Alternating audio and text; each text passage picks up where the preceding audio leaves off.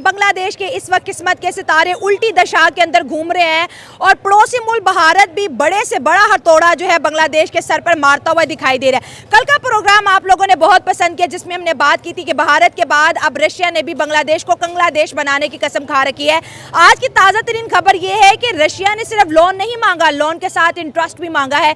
पहला इनका इंटरेस्ट बनता है 5,300 करोड़ जो कि अगले महीने में 6,700 करोड़ तक जा पहुंचेगा। बांग्लादेश के खजाने तेजी से खाली हो रहे हैं क्योंकि हम अक्सर प्राउड फील करते हैं कि अगर हमने जियो पॉलिटिक्स में किसी की दोस्ती देखती है वो इंडिया और रशिया की देखी है। इंडिया से मुंह मोड़ने के बाद रशिया का भी अब बांग्लादेश को करना पड़ेगा सामना। और क्या बांग्लादेश पाकिस्तान के साथ दोस्ती करके इंडिया और रशिया की दुश्मनी को मोल ले पाएगा? क्या इंडिया बांग्लादेश को माफ करेगा जिस तरह से मालदीव को किया, या फिर बांग्लादेश दोबारा से पाकिस्तान के साथ मिल जाएगा? लेकिन इस मिलने के लिए बांग्लादेश को क्या इंडिया से हाथ धोना पड़ेगा? ग्रेटर इसराइल जो उनका प्लान है ना, ये ग्रेटर इसराइल के ही सारे जुज हैं कि मुस्लिम उम्मा को अलग-अलग कर दो, इनको बखेर दो। ये आपको पता चल गया? ऐसे तो वो भी सोचते होंगे कि मुसलमान हमारे खिलाफ हैं क्योंकि ये गज़वा हिंद की बात करते हैं। बात पता है कि गज़वा हिंद होगा और इंशाल्लाह जरूर होगा, लेकिन अभी गज़वा हिंद लड़ने वाले लोग नहीं आए। वो कब आएंगे और क्या कहाँ से आएंगे? आज से 900 साल पहले सूफी रहमत अली साहब की जो पेशन गोई है ना, उनके मुताबिक आपकी मुस्लिम फौज के अंदर एक शेर खान नाम का आदमी आएगा। मोदी साहब दुनिया के साथ मुखलिस हो या ना हो, लेकिन वो अपने मुल्क के साथ तो एक लीडर को चाहिए क्या कि वो दुनिया के साथ मुखलिस हो या अपने कंट्री के साथ? मुसलमानों को ये चाहिए कि वो अपने दीन के साथ मुखलिस हो। अच्छा। सबसे पहले ठीक है, उसके बाद अपने वतन के साथ मुखलिस हो। उन्होंने अपने इंडस्ट्रीज को मजबूत किया, उन्हें सस्ती बिजली दी, ठीक है, उन्हें सहूलतें दी, ठीक है। और उसका नतीजा ये निकला कि इंडस्ट्रीज ने अपने आउट ऑफ कंट्री से माल पैसे इंडिया में लाए, ला के उसको डेवलप किया, इंडिया को फैक्ट्रीज लगाई, उसको रोजगार मिला आवाम को, ठीक है ना। उसका नतीजा ये निकला कि आज वहाँ पे जीडीपी ग्रोथ रेट अब आ गया। पाकिस्तान का जीडीपी 1.5 पे आने का मेन सबसे जो बड़ा प्रॉब्लम है वो है यहाँ पे हर बंदा जो है, गवर्नमेंट का कोई भी इदारा वो सपोर्ट करने के लिए नहीं बैठा आवाम को, वो आवाम को ब्लैकमेल करने के लिए बैठा है, परेशान करने। आप भी गवर्नमेंट एम्प्लॉय हैं, बोले ना। जी मुझे पता है, मैं गवर्नमेंट एम्प्लॉय हूँ। क्या बांग्लादेश भी पाकिस्तान जैसी कंडीशन में आ गया है क्योंकि IMF के पास आ गया? बिल्कुल आ गया वो। हमारी तरक्की तभी होगी जब हम एक होंगे। ठीक है। हम देखिए मुसलमानों को हर जगह पे दबाया जा रहा है, एक यूनिटी है, उनमें यूनिटी है, वो यूनिटी बना के हमारे ऊपर धमाका कर रहे हैं कि हम लोग फ्लॉप हो जाए, खत्म हो जाए। और ऐसा ताकत तो दुबई कह रहे ये भी। हेलो दोस्तों, जैसा कि आपने हाईलाइट में देखा, रूस ने बांग्लादेश की सरकार को जल्द से जल्द परमाणु संयंत्र के लिए दिए गए लोन के ब्याज के रूप में $630 मिलियन का भुगतान करने का कहा गया है। रूस ने मोहलत की मांग को खारिज करते हुए कहा कि हम ये पैसा 15 सितंबर तक चाहिए।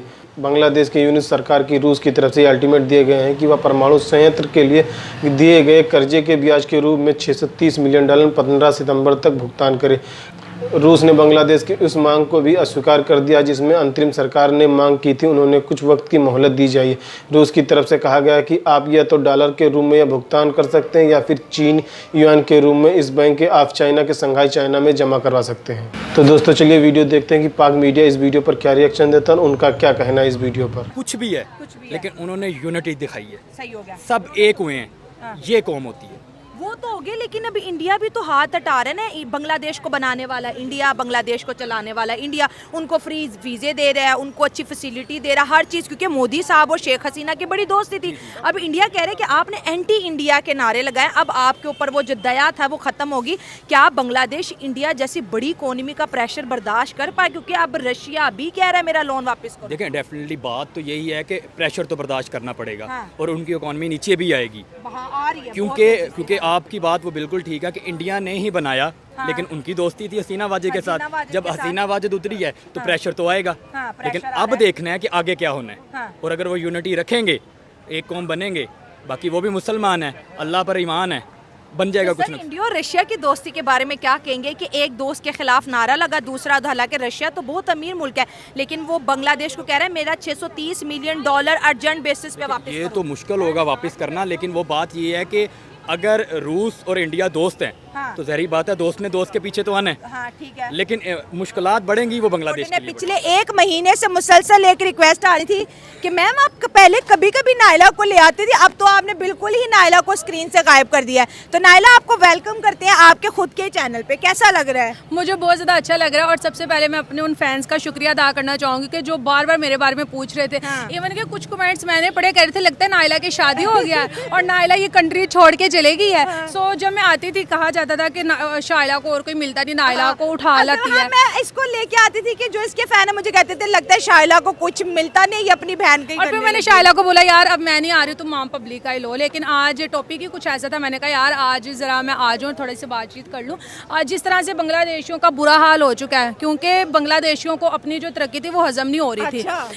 अच्छा खासा था यार, वो बिल्कुल तरक्की कर रहा था। हम लोग पाकिस्तान में उनकी एग्जांपल दे रहे थे कि यार टक्का हमसे बेहतर चला गया। देखो उनके जो प्राइम मिनिस्टर हैं शेख हसीना, बेचारे को नजर ही लगा दी हमने। सुनो तो सही कि वहाँ के जो प्राइम मिनिस्टर है वो अपनी कंट्री को बहुत अच्छा लेके जा रहे हैं और इंडिया के साथ उनके रिलेशन बहुत ज़्यादा बेस्ट थे। लेकिन जिस तरह से उन्होंने इंडियंस के साथ बुरा सलूक किया और जिस तरह से उनको मारा पीटा, टोटली एंटी इंडियन हो गए। Still Muhammad Yunus anti Indian ही है जनाब। और अभी जिस तरह से रशिया ने उनसे कर्ज मांगा है कि जो आपको हमने दिया था वापस दिया जाए, मुझे इसकी मेन रीज़न ये लगता है कि इंडिया और रशिया आपस में तुम्हें पता बहुत अच्छे फ्रेंड है।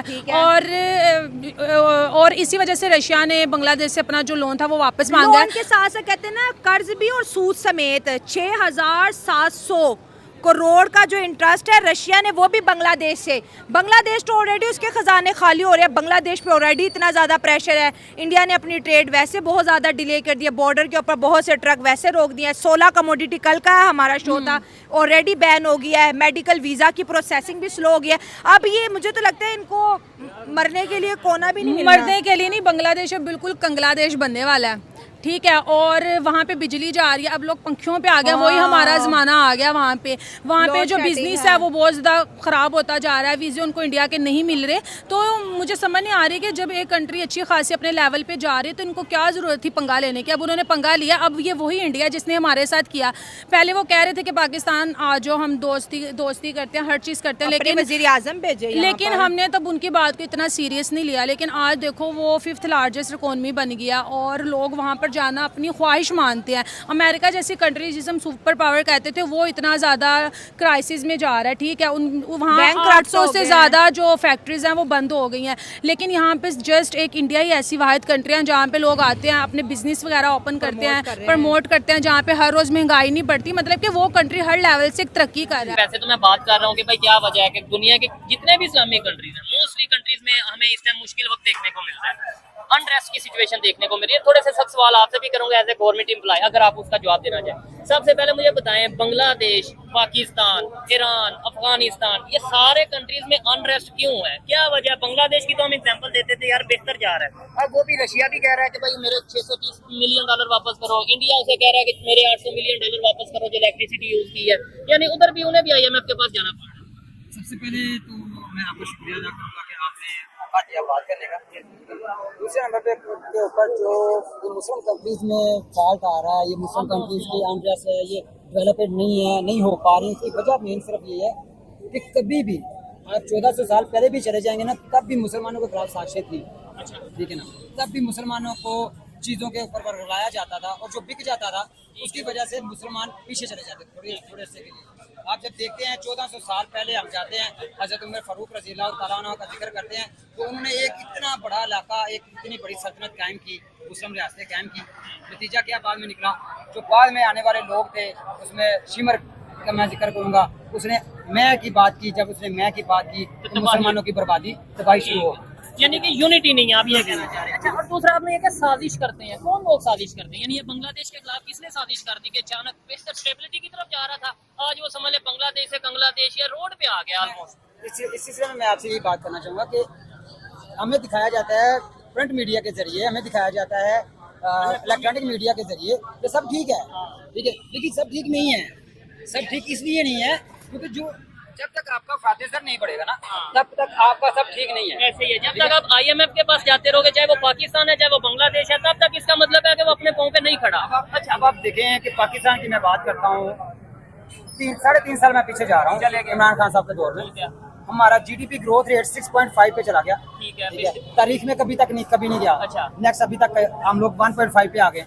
इसकी वजह क्या है? इसकी वजह ये है कि हम लोग जो है, हम लोग यूनिटी नहीं दिखा रहे हैं। हम लोग अपने मुल्क में कोई स्टेबल हुकूमत नहीं आने दे रहे हैं। कोई भी हुकूमत आए, किसी की भी आए, स्टेबल हुकूमत हो, उसके पास अथॉरिटीज हों, ठीक है ना। आप बांग्लादेश की बात करेंगे तो वहाँ पे भी जो है ना वो लोग स्टेबिलिटी उन्होंने खत्म की है। पाकिस्तान की बात करेंगे, पाकिस्तान में उनको ऐसे लोग में असर है कि जो स्टेबिलिटी होने नहीं देते। हालांकि बांग्लादेश ने तो मैं समझता हूँ अपने कौम पे कुल्हाड़ी मारी है, वैसे हर एक की अपनी अपनी ओपिनियन है। कुछ लोग ये कह रहे हैं जी उधर इनकलाब आ गया, इनकलाब आ गया, लेकिन देखा जाए जब अब अनरेस्ट हो गया, आपको लगता है कि वो दोबारा अपनी पटरी पे चढ़ पाएंगे? जो बांग्लादेश के जो उन्होंने नायब मुकर्रर किए हैं वहाँ पर मोहम्मद यूनुस साहब, ठीक है ना, जब तक वो है, मैं यहाँ पे पाकिस्तान में बैठा ये कह सकता हूँ कि वो बांग्लादेश को स्टेबल करेंगे क्योंकि उनकी जब आप हिस्ट्री देखते हो ना, उन्होंने एक घर से काम शुरू किया। ठीक है, लेकिन वो तो इंटरिम गवर्नमेंट है, वो तो आई इसलिए उन्होंने कहा कि हम तो इलेक्शन करवाने आए हैं, वो तो गवर्नमेंट करने तो आई नहीं। मेरी बात आप पूरी होने देंगे ना, मैं आपको बताता हूँ। ठीक है, सबसे पहली बात यह है कि जब आपने देखा मलेशिया में महातिर मोहम्मद की हुकूमत थी, मलेशिया पूरी दुनिया में तरक्की कर रहा था, मुस्लिम रियासत से सबसे अबाव था। महातिर मोहम्मद ने अपनी हुकूमत छोड़ी, अपनी नायब हुकूमत दी, ठीक है ना। जब नायब हुकूमत दी, कुछ सालों बाद ही वही महातिर मोहम्मद वापस आया इलेक्शन लड़ने के लिए और अपने उस नायब को उसने गिरफ्तार करवाया, इसके ऊपर गद्दारी के मुकदमे दर्ज करवाए। याद रखिएगा कि मतलब हम आपस में कौन सा, हाँ, वो बंदा ठीक नहीं था। जो महातिर मोहम्मद अपना नायब, सारी जिंदगी उसका नायब रहा, वो ठीक नहीं था। वो अपने पेट भरने में लग गया। मुसलमान रियासतों की सबसे बड़ी जो हमारी गलती है वो ये है कि हम अपना पेट भरते हैं, ठीक है ना, मुखलस नहीं है। आपने बोला कि हमारी 3 साल 4 साल पहले जिसकी भी गवर्नमेंट थी, हम किसी पार्टी का नाम नहीं लेते, लेकिन 4 साल पहले पाकिस्तान की जो ग्रोथ थी, वो डेवलपमेंट की ग्रोथ, इकॉनमी, वो जो उनकी जीडीपी तकरीबन 6.5 के राउंड। आज हमारे नेबर कंट्री की दुनिया में सबसे ज्यादा फास्टेस्ट जीडीपी है 7.1 7.2 इंडिया की। क्या कहना चाहेंगे, वो कैसे आगे जा रहे हैं? उनके क्या, इसका मतलब उनकी लीडरशिप, उनके जो नरेंद्र मोदी, वो मुखलस हैं? अल्हम्दुलिल्लाह, मैं ये बात कभी आप ये नहीं कह सकते कि मैं हिंदू की तारीफ करूंगा, ठीक है ना, लेकिन ये है कि जो उनकी जीडीपी है, जो उनका ग्रोथ रेट है, उन्होंने अपने इंडस्ट्रियलिस्ट को सहूलतें दी हैं। हमने अपने इंडस्ट्रियलिस्ट को बोला है कि हमें रिश्वत दो, ठीक है ना। हमारे इंडस्ट्रियलिस्ट यहाँ से फैक्ट्रीज बंद कर करके बांग्लादेश जा रहे हैं, दुबई शिफ्ट हो रहे हैं, क्यों शिफ्ट हो रहे हैं, ठीक है ना। हमारे पिछले दिनों नेक्सकोला का प्रॉब्लम चल रहा था, नेक्सकोला वाहद पाकिस्तान में ऐसी कंपनी थी जो पेप्सी और कोक को जो है ना वो मुकाबला कर रही थी। आज उसका मालिक जो है वो दुबई भाग गया। क्यों भाग गया? क्योंकि उसको कारोबार करने नहीं दिया गया, ठीक है। उससे कहा गया हमें पैसे दो। अच्छा, आपने बोला वो लोग मुखलिस हैं अपने कंट्री के साथ, अपनी कंट्री के साथ मुखलिस हैं। दूसरे नंबर के ऊपर उनको ये है कि हमारे मुल्क में ग्रोथ रेट है कि 1 अरब कंट्री का 1 अरब से ज्यादा पीपल्स की वो आबादी है, और देन उसके पास जो इकॉनमी है, वो इकॉनमी ही उसकी जो है मेन पावर है, ठीक है ना।